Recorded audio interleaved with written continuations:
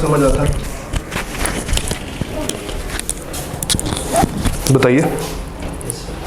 Chapter 1 clear है, accept companies act.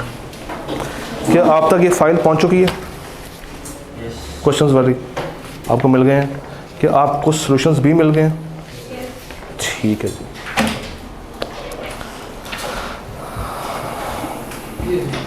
Sir कोई सवाल, कोई मसला, कोई परेशानी? चैप्टर 1 मुझे बताइए, जितना हम लोगों ने अभी तक कवर किया है उसमें कोई सवाल, कोई सवाल, कोई सवाल? सर सर सर कोई सवाल?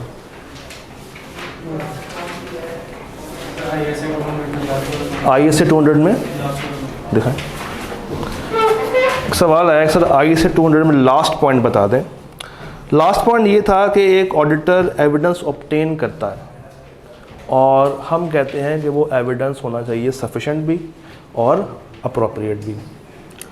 सफिशेंट कहते हैं एक अच्छी क्वांटिटी का एविडेंस हासिल किया हो, जो ऑडिट की रिपोर्ट के लिए काफ़ी हो, जिससे हम ओपिनियन को निकाल सकें। इतना कम भी ना हो, इतना ज़्यादा भी ना हो, और साथ अप्रोप्रिएट भी होना चाहिए।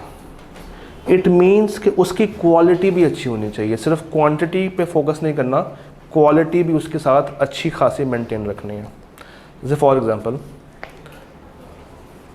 अगर आपको ऑप्शन दी जाए तो आप किसकी तरफ जाएंगे? एक ऐसी कंपनी जिसके कंट्रोल स्ट्रांग है, उसका एविडेंस अच्छा होगा, वर्सेस एक ऐसी कंपनी जिसके कंट्रोल्स वीक है, उसका एविडेंस अच्छा होगा? बताएं। जिसके कंट्रोल स्ट्रांग है। फोटोकॉपीड एविडेंस स्ट्रांग होगा या ओरिजिनल स्ट्रांग होगा? ओरिजिनल स्ट्रांग होगा। खुद हासिल किया हुआ एविडेंस स्ट्रांग होगा या उनकी तरफ से आया हुआ एविडेंस स्ट्रांग होगा? तो ये क्वालिटी है। ये क्या है? क्वालिटी। तो सफिशेंट भी होना चाहिए और अप्रोप्रिएट भी होना चाहिए। इसके बारे में तफसीली बात होगी चैप्टर 4 में जाके। ISA 500 इसके ऊपर डिटेल से बात करेगा।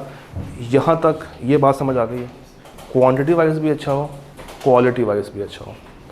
सर ऑडिट में रिव्यू में सफिशिएंसी और अप्रोप्रिएटनेस के बारे में हम कैसे डिसीजन लेते हैं? प्रोफेशनल चेक नहीं, क्या ऑडिट करवाना है या रिव्यू करवाना है? ये हमारी जजमेंट होती है कि कितना हमने सैम्पल साइज चूज़ करना है, कितना हमने काम करना है। ये हमारी अपनी जजमेंट है। कितना हमें टाइम मिल रहा है, उनको कितनी भूख है, वो हमें कितना अकोमोडेट कर रहे हैं, हमारे पास रिसोर्सेज कितने हैं, कितना जल्दी वो करवाना चाह रहे हैं।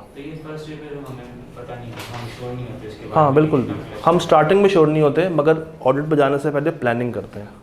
एक पूरा प्लानिंग का फेज़ गुजरता है जिस पे ISA 300 बात करता है, चैप्टर 3 बात करता है। प्लानिंग फर्म की तरफ से होती है कि हमने कितने बंदे लेके जाने हैं, किस किस एरिया पे काम करना है, कितना काम करना है। तो ये सारी बातें प्लानिंग के अंदर हम लोग पढ़ेंगे। स्ट्रेटजी बनाएंगे, ऑब्जेक्टिव्स डिफ़ाइन करेंगे, और फिर इम्प्लीमेंटेशन कैसे होगी ये चैप्टर 3 बताता है। अभी के लिए इतना पता होना चाहिए कि जाने से पहले एक प्लान बनता है जिसको एंगेजमेंट पार्टनर हेड कर रहा होता है। फ़िलहाल इतनी बात बहुत है। डन। चैप्टर 1 से कोई सवाल?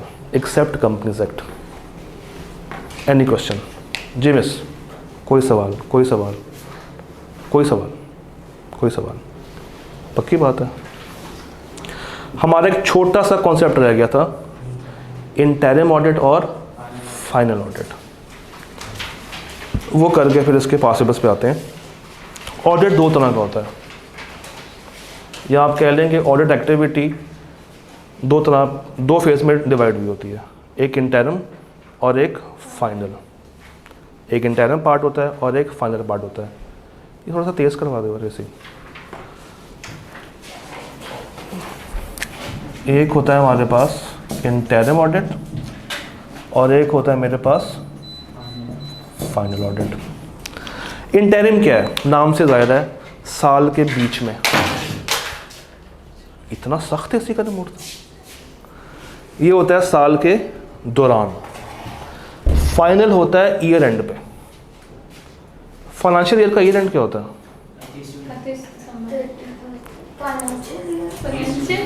मैंने फाइनेंशियल का लफ्ज़ बोला था साथ, 31/12 पक्की बात है। सर वो तो कैलेंडर ईयर होता है, फाइनेंशियल तो 30 दिन होता फाइनेंशियल ईयर फ़र्क होता है।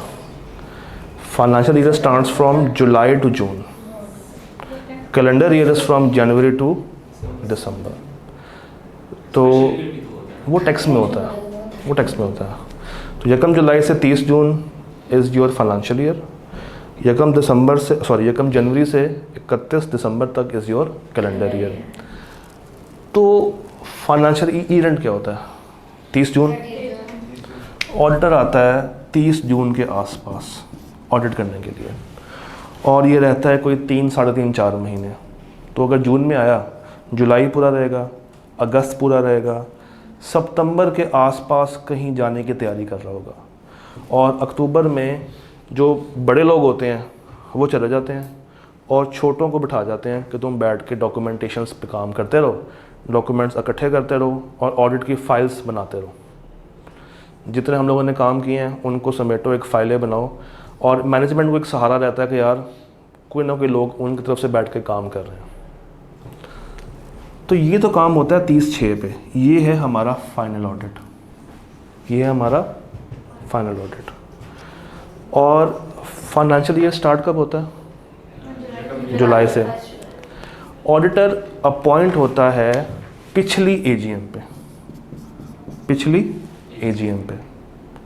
तो अगर एक ऑडिटर ने यकम जुलाई से 30 जून तक काम करना है, तो इसका मतलब है कि ये इससे पीछे जो एजीएम गुजरी होगी उस पे अपॉइंट हो गया होगा, उस पे उसका नाम सामने आ गया है कि इसने इस साल का ऑडिट करना है। ये शख्स अभी कंपनी को प्रॉपर्ली जानता नहीं है, अनलेस कि उसका दूसरी दफ़ा या तीसरी दफ़ा ऑडिट हो रहा हो जो सेम बंदा कर रहा है।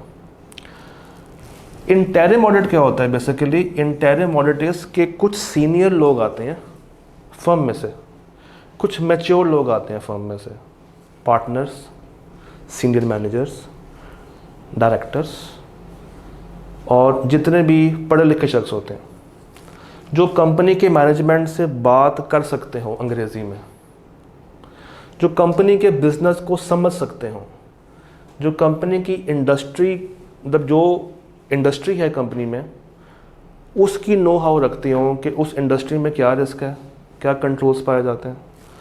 तो वो लोग आते हैं और आके डिस्कशन करते हैं इंटरिम फेज़ में। ये बेसिकली यहाँ पे डिस्कशंस हो रही होती हैं, यहाँ पे आपकी प्लानिंग हो रही होती है, यहाँ पे रिसोर्सेज तय हो रहे होते हैं, यहाँ पे रिस्क आइडेंटिफाई हो रहे होते हैं कि हमें किस जगह पे कितना काम करने की ज़रूरत है, किस जगह पे कितने कंट्रोल स्ट्रॉन्ग है, कहाँ पे कम काम करना है, कहाँ पे ज़्यादा काम करना है। मटीरियलिटी का जो बेंचमार्क्स है वो इंटरिम फेज़ पे डिफाइन हो रहे होते हैं। कुछ प्रोसीजर्स, शुरुआती प्रोसीजर्स इंटरिम फेज़ पे लग रहे होते हैं। वो कौन से हैं आहिस्ता आहिस्ता आपको बताता चला जाऊँगा। ये काम होता है इंटरिम पे, 1 महीना 2 महीने की एक्टिविटी होती है जिसमें कंपनी की बेस समझी जाती है कि कंपनी क्या काम करती है, कैसे काम करती है और कहाँ कहाँ पे हमें कितना काम करने की ज़रूरत है, कंपनी के लोग हमसे क्या डिमांड कर रहे हैं, कितनी टीम मुझे भेजनी चाहिए। ये है आपका इंटरिम ऑडिट। उसके बाद ये लोग चले जाते हैं और फिर दोबारा आते हैं फाइनल ऑडिट करने के लिए। यहाँ पे वो लोग आते हैं जो कि कम सीनियर होते हैं, यहाँ पे आते हैं ट्रेनीज जो गधों की तरह काम करते हैं, सुबह दोपहर दिन शाम रात उनका एक ही काम होता है, ऑडिट करना ऑडिट करना ऑडिट करना। सुबह 8 बजे के आए होते हैं बेचारे और वापसी का कोई अता पता नहीं होता, कभी 2 बजे जा रहे हैं, कभी 3 बजे जा रहे हैं जी रात, कभी 12 बजे भी चले जाते हैं, कभी 11 बजे भी चले जाते हैं, और अगर लक बहुत साथ दे रही हो तो 10 बजे भी चले जाते हैं। तो फाइनल ऑडिट के अंदर ट्रेनीज से काम लिया जा रहा होता है। क्यों? क्योंकि इंटरिम के ऊपर सारी जो बेस वर्किंग है वो हो चुकी होती है। यहाँ पे कम सीनियरिटी वाला स्टाफ होता है और यहाँ पे ग्राउंड वर्क हो रहा होता है, यहाँ पे फील्ड में काम हो रहा होता है, यहाँ पे ठंडे एसी वाले कमरे में बैठ के बस मीटिंग्स डिस्कशंस हो रही होती हैं और प्लानिंग हो रही होती है। मगर फाइनल के अंदर तपती धूप में या सर्दियों की रातों में इन्वेंट्री काउंटिंग हो रही होती है, फिक्स एसेट्स के ऊपर काम हो रहा होता है, लायबिलिटीज़ पे काम हो रहा होता है, टेस्टिंग हो रही होती है। तो ये एक डिफरेंस है between interim audit and final audit. अगर आप शायद आईकैप कभी पूछ ले कि बताएं क्या फ़र्क है, तो एक तो ये आप बताएंगे कि इसमें सीनियरिटी लेवल ज़्यादा होता है, उसमें कम होता है। इसमें मीटिंग्स, प्लानिंग्स, डिस्कशंस, कंट्रोल्स की टेस्टिंग से ही सब कुछ हो रहा होता है। मगर फाइनल के अंदर एफर्ट ज़्यादा लग रही होती है, ग्राउंड वर्क हो रहा होता है, फील्ड वर्क हो रहा होता है। चैप्टर 3 मैं फिर से रेफरेंस दूंगा, चैप्टर 3 दोबारा से इसको डिस्कस करेगा। चैप्टर 1 ने हल्का सा बस हिंट दिया और आगे निकल गए हैं। चैप्टर 3 में फिर से ये टॉपिक आएगा, difference between interim audit and final audit. और जब तक हमने इसको पढ़ना है तब तक हम पूरी किताब को कवर कर चुके होंगे। तब जाकर मैं आपको बताऊंगा कि इसमें कौन से प्रोसीजर्स हैं और इसमें कौन से प्रोसीजर्स हैं। अभी बताऊंगा तो खाम में आप लोग कंफ्यूज होते चले जाएंगे। डन। तो ये एक टॉपिक था जो कि कल हमारा स्किप हो गया था। अगेन चैप्टर नंबर 1 बहुत सारी बातें करने की कोशिश करता है, मगर हमने उसको फ़िलहाल समेटा है ताकि हमारी बेस बन जाए और हम चैप्टर बाय चैप्टर उसको तफसीलन कवर करते जाएं। ये बात समझ आती है? आए कुछ सवालों को देखते हैं। एनुअल जनरल मीटिंग सीधा नहीं पढ़ा अभी तक? पढ़े हो ना साथ साथ? तो AGM is annual general meeting, वो मीटिंग जिसमें शेयर होल्डर्स इकट्ठे होते हैं। ये हर साल के एंड पे होती है और शेयर होल्डर्स को बताया जाता है कि कंपनी की कारकर्दगी कैसी रही। उसी AGM के ऊपर ऑडिटर्स अपॉइंट होते हैं। उसी AGM पे पिछला वाला ऑडिटर जा रहा होता है और नया वाला आ रहा होता है। इसके ऊपर हम लोगों ने कल बात करनी है जब हम लोग कंपनीज एक्ट को स्टार्ट कर देंगे। तो अभी तक जितना पढ़ा है ज़रा सवाल देख लें। आईकैप ने कब कब क्या क्या पूछा हमसे। ऑटम 9 का एक सवाल है, वो कहते हैं सर ब्रीफली हाईलाइट कर दें मैनेजमेंट की responsibilities relating to the financial statements. क्या लिखेंगे? मैनेजमेंट की जिम्मेदारियां रिगार्डिंग फाइनेंशियल्स क्या होती हैं? हाँ, क्वेश्चन नंबर 12 बेसिकली ऑटम 9 का सवाल है। Briefly highlight the management responsibilities regarding preparation of financial statements. जी,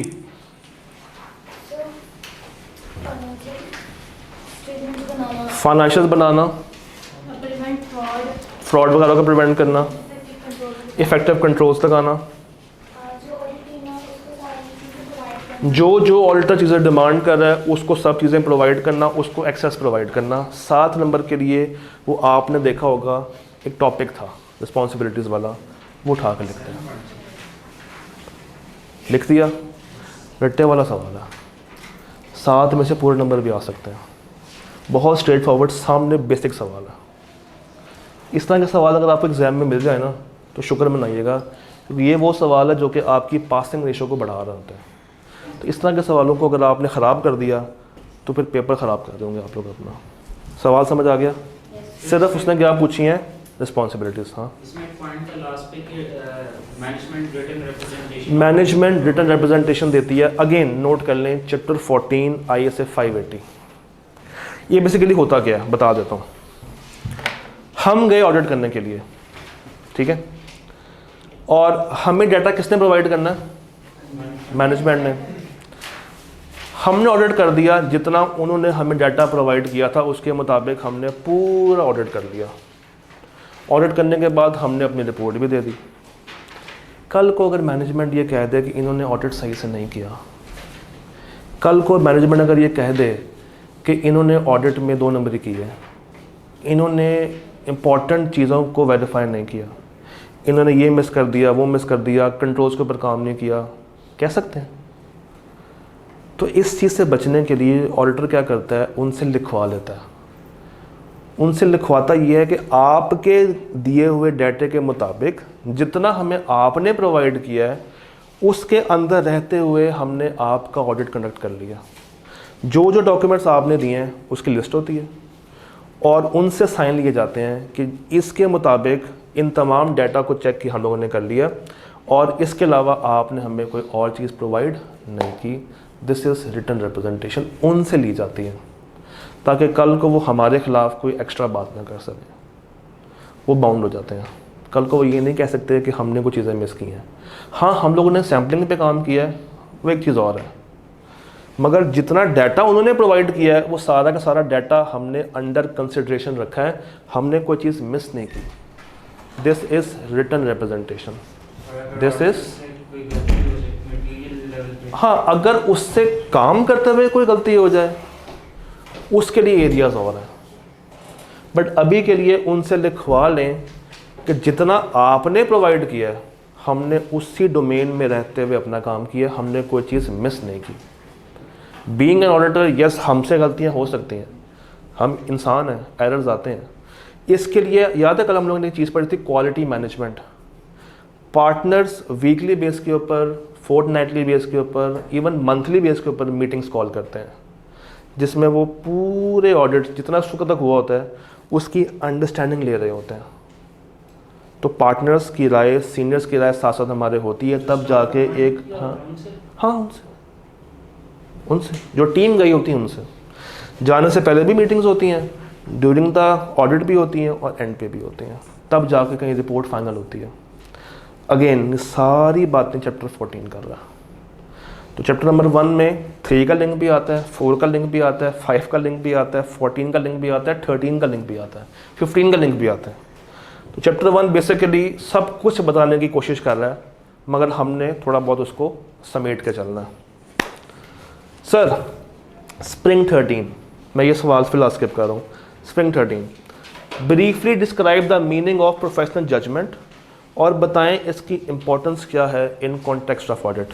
क्या ये सवाल लॉजिकल है? ये अगेन एक रट्टे वाला सवाल है। तो क्या है ये प्रोफेशनल जजमेंट?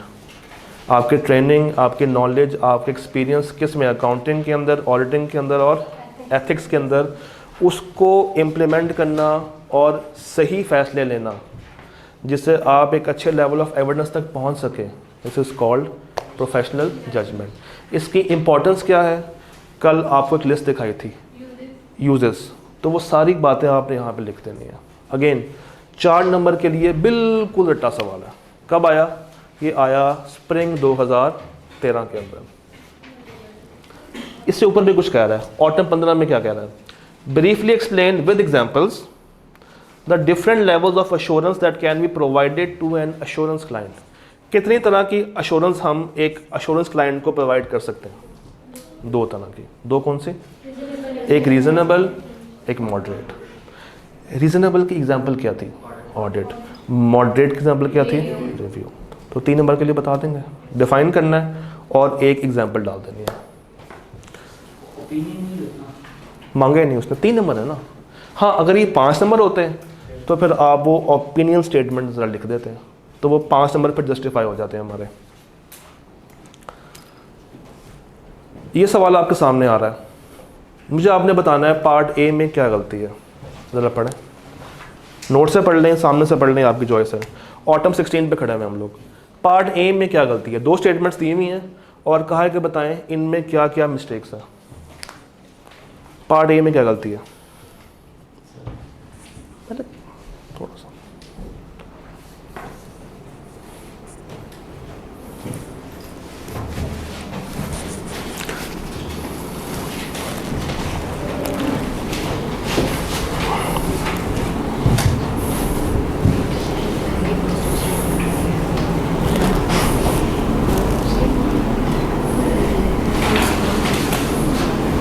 आपको पार्ट ए समझ आ गया ना?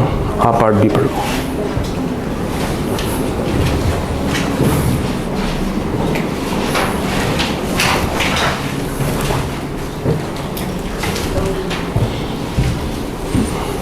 उसने आपको 2 स्टेटमेंट्स दी और कहा है कि बताएं ये स्टेटमेंट्स किस हद तक अप्रोप्रिएट हैं और क्या क्या इसमें मसले पाए जा रहे हैं। अब देखा जाए तो ये भी सवाल क्रैमिंग बेस्ड ही है, रट्टा आता होगा ना तो आप गलतियां निकाल पाएंगे। हाँ जी, पार्ट ए क्या गलती है पहली? गारंटी, गारंटी नहीं देता, वर्ड एब्सोल्यूट नहीं है। Reasonable assurance is a high level of assurance, ये बात तो सही है, बट नॉट एब्सोल्यूट। ये चीज़ ब्रैकेट में लगानी थी, इन्होंने नहीं लगाई। एंड इज़ अ गारंटी, ये गारंटी नहीं है। क्यों नहीं है वैसे गारंटी? हाँ मगर क्यों? Why? Because of inherent limitations, because of inherent limitations, that if audit is conducted in accordance with ISAs, it will always detect a material misstatement whenever it exists. Always का word यहाँ पे लगाना अच्छी बात नहीं है, हमेशा नहीं ढूंढ पाता। क्यों? inherent limitations। Part A clear हो गया? पार्ट बी पढ़ें। पार्ट बी पढ़िएगा। द ऑडिटर ऑब्टेन्स से लेके एंटिटीज इंटरनल कंट्रोल तक क्या बात कर रहा?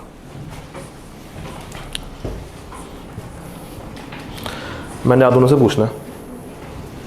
पार्ट बी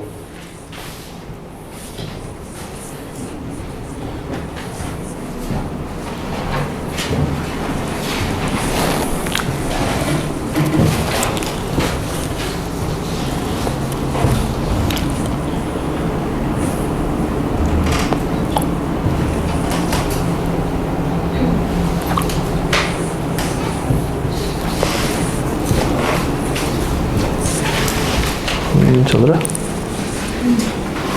इस पे काम नहीं करेगा जी। पढ़ा? क्या मसले हैं जी? सर प्यारे भाई, आपकी राय चाहिए। मैनेजमेंट कहाँ पे गलत है यहाँ पे?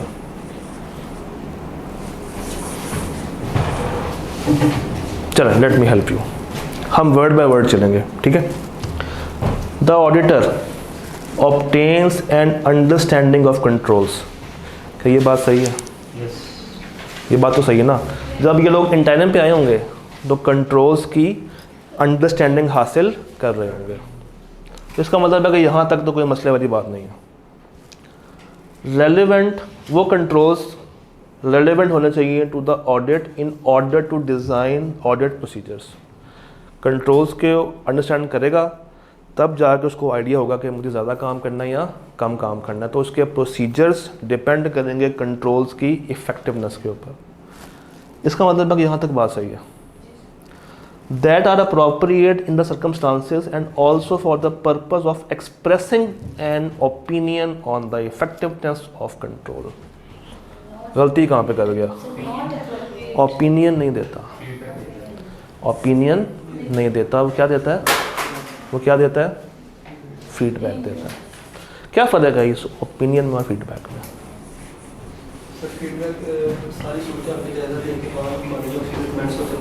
ठीक है, फीडबैक में प्लस भी देखता है, नेगेटिव भी देखता है, और जो उसको इम्प्रूवमेंट चाहिए होती है वो बता रहा होता है। और ओपिनियन क्या होता? ओपिनियन क्या थी? राय कि तुम्हारे अकाउंट सही बने हुए या नहीं बने हुए। ये बात समझ आ गई? ओए, एक सवाल, स्प्रिंग 17 क्या पूछ रहा है? Discuss the concepts of stewardship आता है? अकाउंटेबिलिटी आता है? और ये पता है कि ट्रू एंड फेयर व्यू क्या होता है? तो 6 नंबर का सवाल है, लिख देंगे। 2 नंबर की स्टेवर्डशिप, 2 नंबर की अकाउंटेबिलिटी, 2 नंबर की ट्रू एंड फेयर व्यू। इससे आसान सवाल कहाँ पे आएगा? है ना आसान चीज़ें। और ये रिसेंट के आसपास है, स्प्रिंग 17 के आसपास का सवाल है। सर सवाल पढ़ें और मुझे बताएं क्या लिखेंगे। मैं नहीं बता रहा इसमें। ऑटम 17 क्या लिखेंगे इसमें आप लोग? मैं बताऊंगा तो क्या फ़ायदा, बताएं।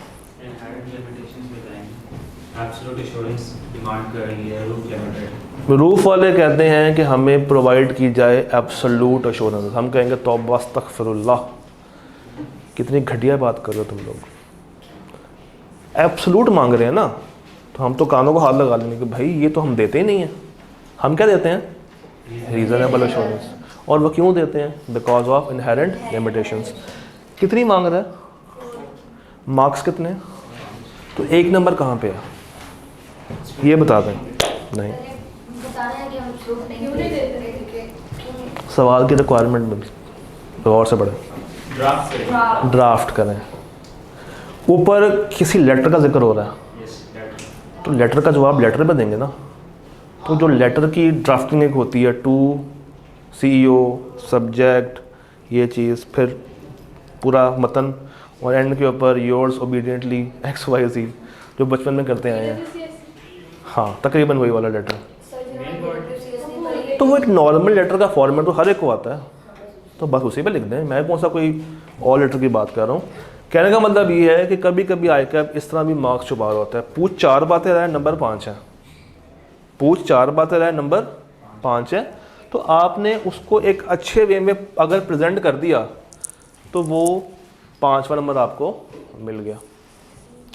लिख लेंगे, ये नोट कर लें, ये सवाल आपने राइटिंग में करना। ये सवाल लिख के घर में अटेम्प्ट ज़रूर करना है।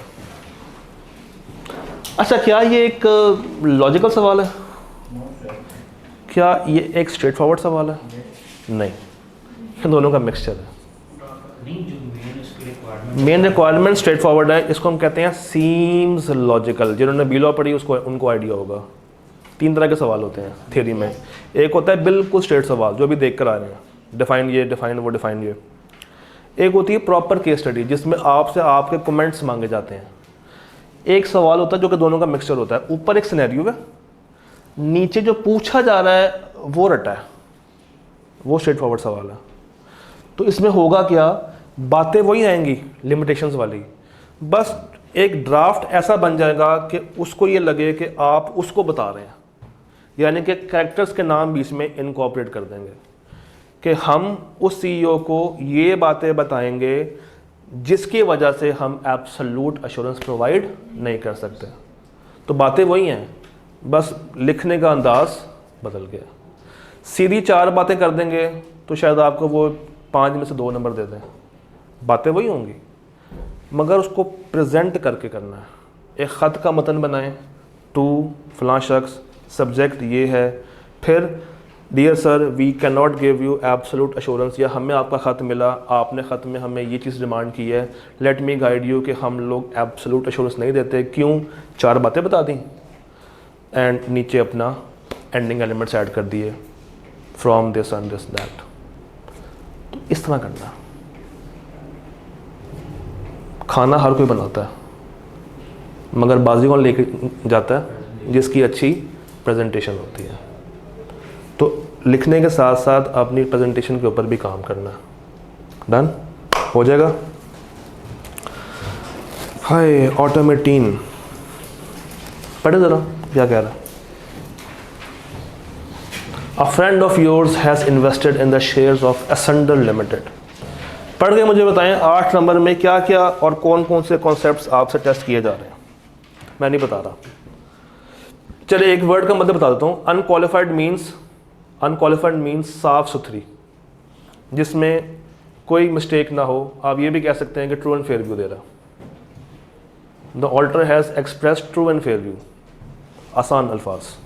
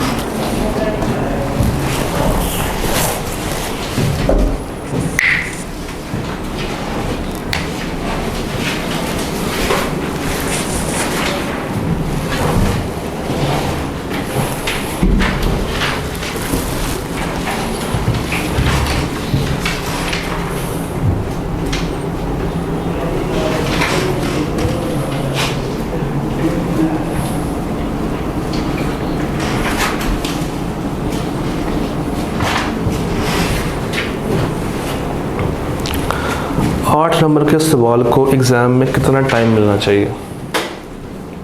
10 मिनट, 15 मिनट, 20 मिनट, इतना टाइम तो मिलना चाहिए ना। एटलीस्ट 15 मिनट तो मिलने चाहिए इसको। तो इसका मतलब यह है कि 15 मिनट में आपने कुछ टाइम सोचने पे लगाया, कुछ टाइम लिखने पे लगाया। तो सोचने पे कितना टाइम लगाना चाहिए हमें? 2 मिनट, 3 मिनट, 4 मिनट, फिर सवाल को पढ़ना भी तो है। इसका मतलब ये है कि आपकी राइटिंग स्पीड भी अच्छी लेवल की होनी चाहिए। और ये कब होगी? जब आप बार बार लिख के इसको अटैम्प्ट करेंगे। जी, सवाल कुछ कहना चाह रहा है। जी मिस, सवाल क्या कहना चाह रहा है? रिक्वायरमेंट क्या है सवाल की? रिक्वायरमेंट क्या कह रहा है? रिक्वायरमेंट ये है कि उनके एंड पे कुछ मिसकंसेप्शंस हैं, वो आपने ख़त्म करनी है। और ख़त्म किस तरह करनी है? By writing a letter. अब उसने खुद से कह दिया कि एक लेटर लिख के दो, तो write a letter to your friend to remove his misconceptions related to the audit of financial statements including brief explanation of your point of view. यानी कि सिर्फ आपने बात बतानी नहीं है, उसको थॉरली एक्सप्लेन भी करना है, उसको एक्सप्लेन भी करना है, जिससे उसकी मिसकंसेप्शंस ख़त्म हो। अब देखते हैं कि कहाँ कहाँ पे वो गलत था। The auditor has expressed an unqualified opinion. इसका मतलब ये है कि ऑडिटर ने साफ सुथरी ऑडिट रिपोर्ट दे दी है जिसमें ये लिखा हुआ है कि तुम्हारे accounts true and fair view दे रहे हैं। Since the auditor must have arrived at his opinion after testing majority of the transactions. क्या उसने कहा? Majority of transactions. क्या मेजॉरिटी की तरफ जाते हैं या कम की तरफ जाते हैं या सैंपल पे काम करते हैं? क्या करते हैं? हम सैंपल पे काम करते हैं, मगर वो सैंपल साइज़ ज़्यादा भी हो सकता है और कम भी हो सकता है। तो ये जो वर्ड मेजॉरिटी लिखा हुआ है ना, यहाँ पे बेसिकली होना चाहिए कि उसने ट्रांजैक्शंस को वेरीफाई किया होगा अपनी जजमेंट के मुताबिक, जितनी उसको सही लगे। अदरवाइज वर्ड मेजॉरिटी ये शो करता है 50% से ज़्यादा। नॉर्मली जो वर्ड होता है ना मेजॉरिटी, इसका जो लिटरल मीनिंग है ना वो है 50% से ज़्यादा।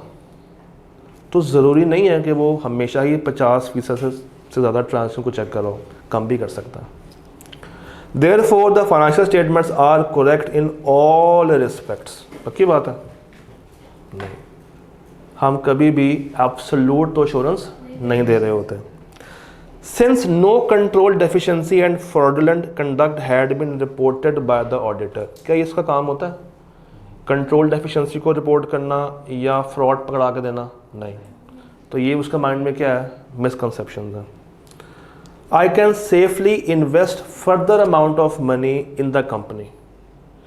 क्या कभी ये सुना है कि एक ऑडिटर किसी को यकीन दहाई करवा रहा हो कि हाँ मैंने चेक कर लिया, अब तुम पैसे खुल के लगा सकते हो? वो इस चीज़ की गारंटी भी नहीं ले रहा होता।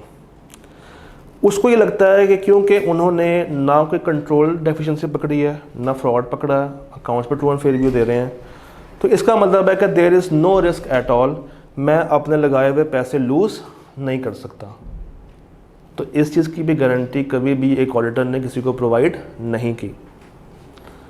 और चूँकि वहाँ पे कोई फ्रॉडलेंट चीज़ें नहीं हो रही हैं, मैनेजमेंट भी ठीक है और कोई अकाउंट्स में मिस रिप्रेजेंटेशन नहीं है, तो इतने सारे मिसकंसेप्शंस उस बच्चे के माइंड में।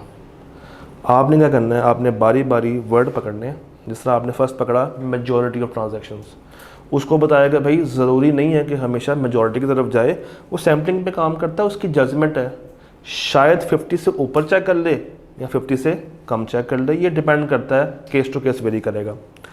फिर उसकी जो दूसरी बात थी कि वो है कंट्रोल डेफिशिएंसी पे काम वो करता ही नहीं है बेचारा, फ्रॉड वाला काम नहीं करता। फिर वो अगर पैसे सेफली इन्वेस्ट करने जा रहा है तो हम कभी भी गारंटी नहीं लेते कि उसके पैसे कभी डूबेंगे नहीं। डूब सकते हैं। कंपनी को अगर लॉस हो गया तो एक ऑडिटर तो उसकी लायबिलिटी कभी भी नहीं लेगा, लॉस तो कभी भी किसी को किसी भी वक्त हो सकता है। तो ये सारी बातें हमने उसको बतानी है, एड्रेस करनी है। टेक्निकली कॉन्सेप्ट टेस्ट कौन सा किया जा रहा है? इनहेरेंट लिमिटेशंस और एब्सोल्यूट एश्योरेंस वाला। सर रीजनेबल एश्योरेंस में तो हम ये बताते हैं कि एब्सोल्यूट एश्योरेंस नहीं प्रोवाइड। वही बात होगी ना, क्यों?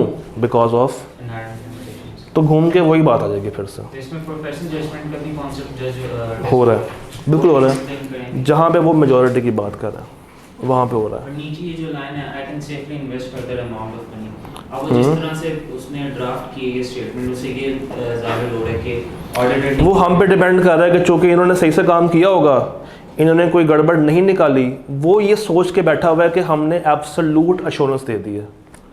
मगर हम क्या देते हैं? Reasonable assurance.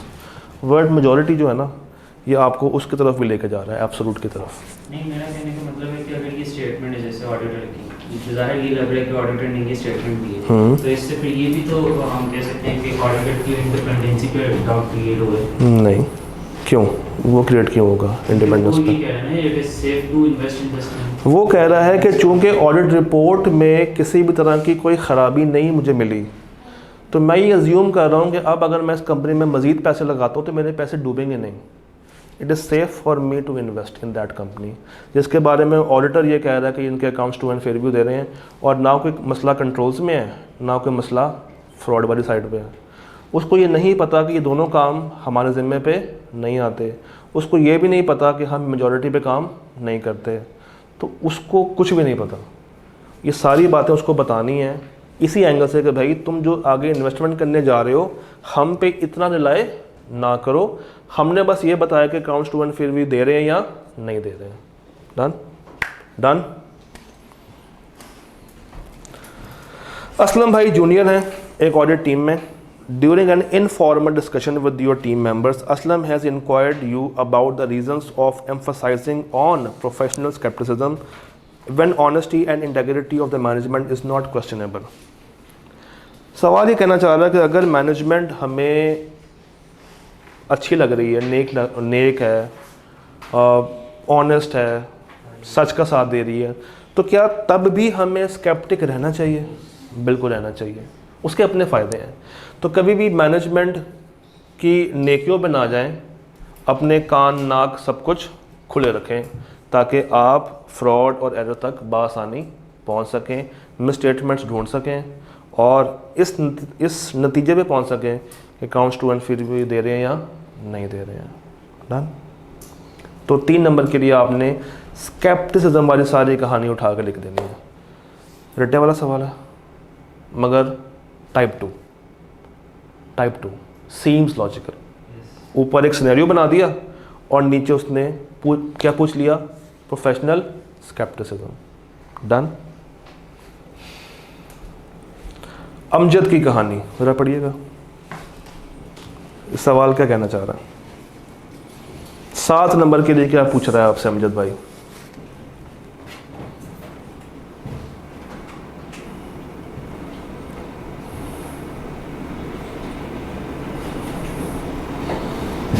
सात नंबर में क्या क्या बातें लिख सकते हैं?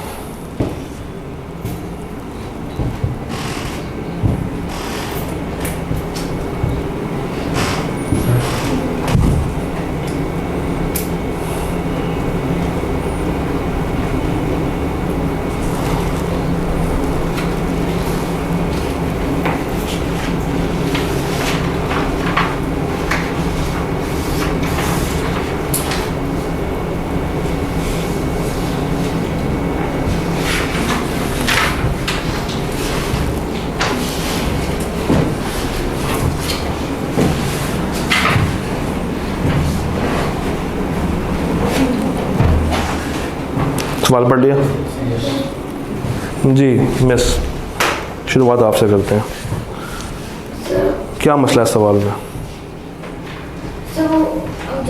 बहुत ज़्यादा उम्मीदें लगा के बैठा है। हाँ वाकई। और उम्मीदें कौन कौन सी लगा के बैठा हुआ?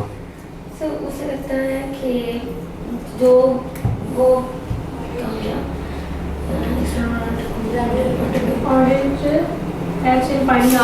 ऑल मेजर फ्रॉड्स फाइल कर लेंगे और इसके अलावा वो उनको ये लगता है कि एक ऑडिट करवाना तो बस एक कानून की रिक्वायरमेंट है, इसका हमें कोई फ़ायदा नहीं पहुंचता। आपने ये बात सुनी और आपके कान खड़े हो गए, क्यों? क्योंकि आपने ऑडिट के एडवांटेजेस पढ़े हैं। तो ये जो बात कर रहा है कि ऑडिट कोई वैल्यू ऐड नहीं करता, तो उसको पॉइंट बाय पॉइंट लिख लिख के जलील करना है कि ये भी वैल्यू देता है, ये भी वैल्यू देता है, ये भी देता है, ये भी और ये भी देता है। तो 7 में से 5 तो वैल्यूज़ आ गए। आगे क्या कह रहा है? However, he believes that audit helps in finding all major frauds within the company। क्या ये बात सही है? वो फ्रॉड्स को डिटेक्ट नहीं करता, उसकी ज़िम्मेदारी में नहीं आता, उसकी ज़िम्मेदारी में नहीं आता। क्यों? Inherent limitations. तो 7 नंबर के लिए फ़ायदे भी पूछ रहा है, और मगर सवाल देखें, सीधा सवाल नहीं है, थोड़ा सा ट्रिकी सवाल है। कॉन्सेप्ट टेस्ट क्या किया जा रहा है? फ़ायदे और नुकसान, मगर घुमा के। ये सवाल ऐसे भी कर सकता है कि बताएं 5 फ़ायदे और 3 लिमिटेशंस, मगर पूछ किस तरीके से रहा है? सिनेरियो बना के, ताकि आपको थोड़ा सा तो परेशान करें। लिख लेंगे। ये जो वर्ड्स ने यूज़ किया ना, डज नॉट ऐड वैल्यू, ये गलत वर्ड है। कुछ भी समझ नहीं आ रही ना, तो ये पॉइंट समझ के पढ़ के तो एटलीस्ट आप उसके फ़ायदों तक तो पहुंच ही गए थे। ये सवाल कब आया था? ऑटम 19 में। ये सवाल बैंड पे आते हैं। ये सवाल क्या कह रहा है? Briefly explain any 4 elements of N assurance. कौन से 4 होते हैं?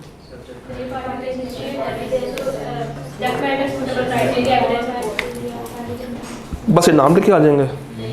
एक्सप्लेन, ये सवाल पढ़िएगा, बीचवुड टेक्सटाइल लिमिटेड वाला।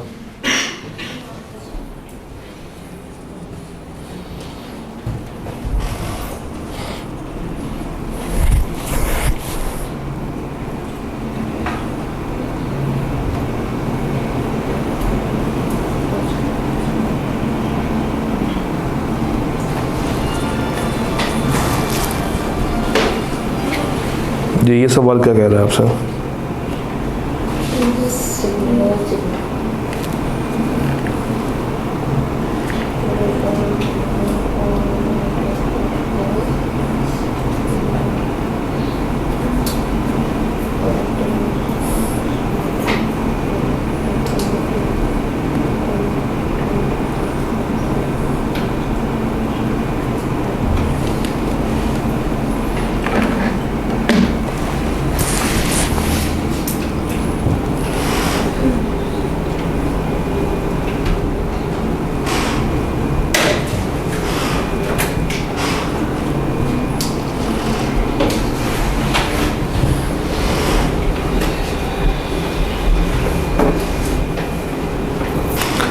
किस तरफ ये सवाल को लेके जा रहा है?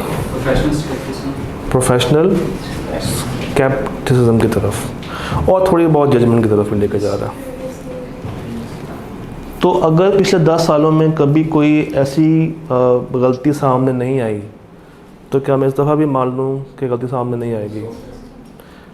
ठीक है, पिछले एविडेंस हमें इस हद तक मोटिवेट कर देते हैं, मगर कभी भी एकदम से पक्का यकीन नहीं कर लेना। कभी भी कोई भी इंसान पलट सकता है। वो कहते हैं ना, शरीफ कौन है? जिसको मौका नहीं मिला, वही शरीफ होता है। वंस मौका मिल गया, वंस अगर आपके मुंह को खून लग गया, तो फिर आपको चीज़ छोड़ते भी नहीं है। एक ही ऑडिटर हर साल ऑडिट नहीं कर पाता। क्यों नहीं कर पाता, इस पर हम लोगों ने बात करनी है। एक नॉर्मल टाइम पीरियड आप समझ लेंगे शायद 3 से 5 साल तक, उसके बाद उसको एक टाइम पीरियड गुजारना पड़ता है, फिर वो वापस आता है। तो ये कुछ लिमिटेशंस स्टैंडर्ड ने ऑटोमेटिकली लगाई हुई हैं, जिससे उसकी इंडिपेंडेंस बरकरार रहती है। अदरवाइज़ अगर एक बंदा ही लगातार काम करता रहना, तो वो क्लाइंट्स के साथ फैमिलियर हो जाता है, और जब वो फैमिलियर हो गया तो फिर उनकी गलतियों को छुपाना शुरू कर देता है, दोस्ती यारी आ जाती है, बायसनेस हो जाती है। जी, यहाँ तक कोई मसला, कोई परेशानी? Chapter 1 except companies act clear है? कोई मसला? हमने कहानी शुरू की थी वर्ड ऑडिट से। फिर हम लोगों ने बात की कि व्हाट आर फाइनेंशियल स्टेटमेंट्स। फिर हम लोगों ने ये देखा कि एक ऑडिटर इंडिपेंडेंट होना चाहिए। फिर दो शाश्वत गवर्नेंस किसे कहते हैं, ट्रू एंड फेयर व्यू क्या होता है, स्टीवर्डशिप क्या होती है, एजेंसी क्या होती है, मैनेजमेंट की रिस्पॉन्सिबिलिटीज़ के ऊपर हम लोगों ने बात की। फिर हम लोगों ने उसके फ़ायदे देखे और नुकसान देखे, अश्योरेंस की बात की, उसकी डेफिनेशन देखी, उसके 5 एलिमेंट्स देखे, उसकी 2 टाइप्स देखी। देन वी मूव टूवर्ड्स वो एरिया जो कि एग्ज़ाम के लिए बिल्कुल भी इम्पॉर्टेंट नहीं है, IFAC, IASB बोर्ड वाली बातें। कोई सवाल देखा अभी तक?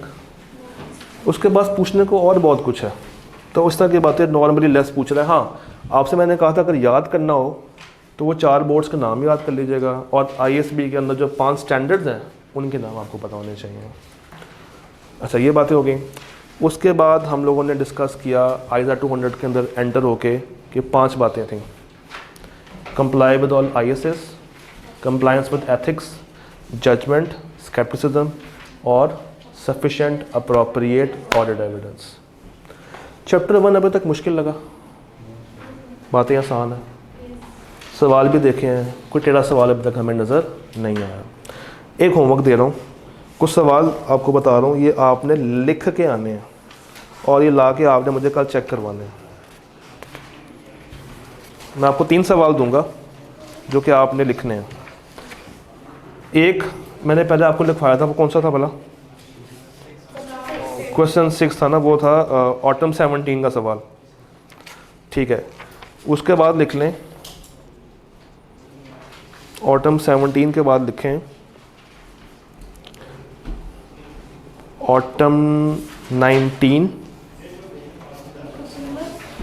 क्वेश्चन नंबर छोड़ दें, अटेम्प्ट लिखें ऑटम 19 क्वेश्चन नंबर 3, क्योंकि क्वेश्चन नंबर्स आगे भी हो सकते हैं। हाँ जी, आपके पास ये आपको मिला नहीं, ले लीजिएगा।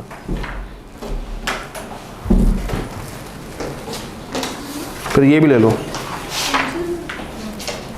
अच्छा, क्या लिखा है आप लोगों ने? ऑटम 19 लिख लिया, ऑटम 17 हो गया,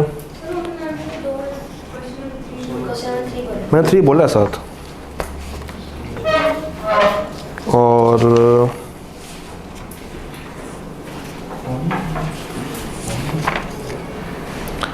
ऑटम 20 क्वेश्चन नंबर 7, यही वाला सवाल। ये तो है कि आप लोगों ने करके आना है। फिर स्प्रिंग 11 का एक सवाल हमने स्किप किया है, स्प्रिंग 11 हमने स्किप किया है। सवाल क्या है? सवाल था 3 reasons why audit evidence is considered to be persuasive rather than। इसके ऊपर हमारी बात हुई थी, हल्की सी बात हुई हो, ACs को लेके बात हुई थी, रसीट को लेके बात हुई थी, नहीं हुई। आप लोग बैठे हुए हैं इस क्लास के अंदर और इस क्लास में AC लगा होगा, क्या ये AC आपके सामने इन्होंने परचेज़ किया? नहीं, मगर AC लगा हुआ है। आप जब इस AC को देखते हैं तो आपके माइंड में एक बात आएगी कि ये AC SBI ने परचेज़ किया,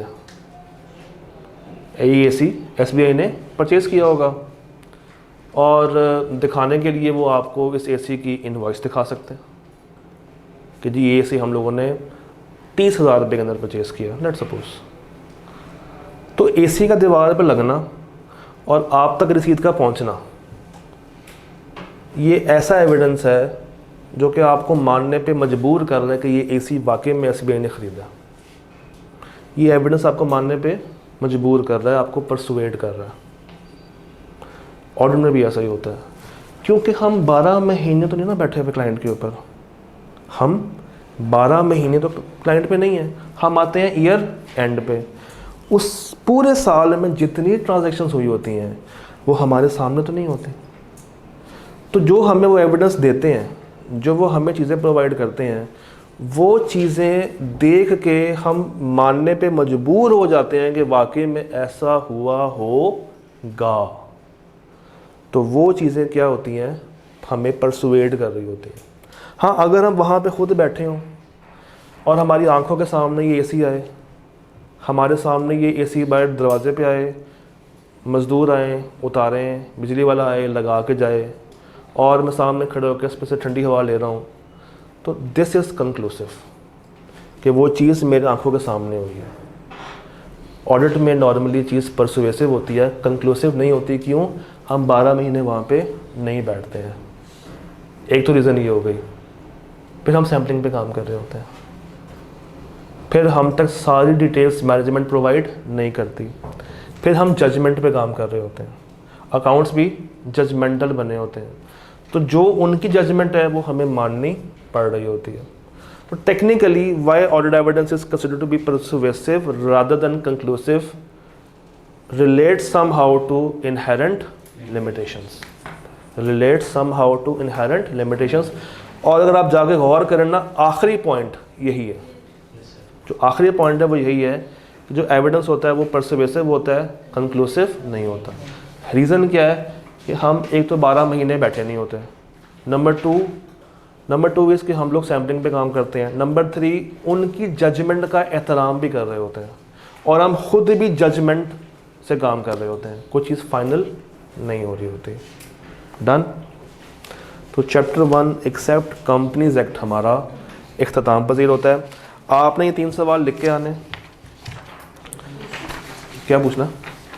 कुछ पूछना? हाँ,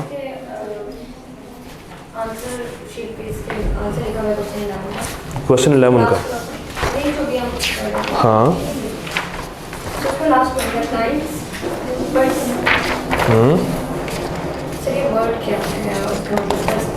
ठहरो ठहरो ठहरो ठहरो, पर्सनल तो नहीं लिखा हुआ। The client's personnel may not always tell the truth. Management की बात हो रही है, इसे कहते हैं पर्सनल।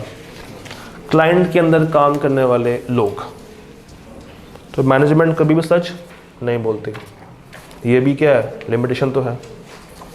डन हो जाएगा। चैप्टर 1 एक्सेप्ट कंपनीज एक्ट हमारा इख्तिताम पजीर हुआ। कल हम लोग शुरू करेंगे कंपनीज एक्ट का पोर्शन, और कल उसका जो रट्टे वाला पार्ट है, सुन लें, कल जो उसका क्रैबिंग वाला पार्ट है वो ख़त्म करके जाएंगे, ताकि परसों से हम उसकी जो लॉजिकल बातें हैं उसमें एंटर हो सकें। ठीक है, तो कल मूड बना के आइएगा कुछ ज़्यादा पढ़ने का, अल्लाह के वाले। दूसरी बात, थर्सडे पे टेस्ट है, याद है ना? ठीक है जी, डन। अल्लाह हाफिज़।